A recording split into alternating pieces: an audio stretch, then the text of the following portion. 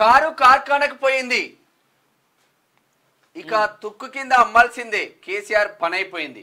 15 ఆగస్టులోగా 2 లక్షల రుణమాఫీ, వచ్చే పంటకు 500 బోనస్. మా ప్రభుత్వాన్ని పడగొడతామంటే ఉరికించి కొడతా, జాగ్రత్త. మెదక్ కార్నర్ మీటింగ్ లో రేవంత్ హెచ్చరిక. బలహీన వర్గాల బిడ్డ నీలం మధును గెలిపించాలని పిలుపు. కారు కార్ఖానకు పోయిందని కారును తుక్కు కింద అమ్మాల్సిందేనని బీఆర్ఎస్ పై సీఎం రేవంత్ రెడ్డి తీవ్ర స్థాయిలో విమర్శించారు.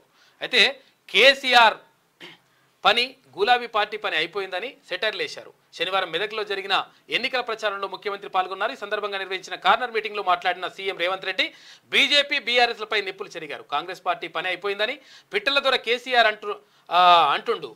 అదేమైనా నువ్వు తాగే ఫుల్ బాటిల్ అయిపోవడానికి ఇక్కడ ఉన్నది Revanth Reddy. High tension current wire బిడ్డ, టచ్ చేసి చూడు మాడి మసైపోతావు అని చెప్పేసి హెచ్చరించిండు.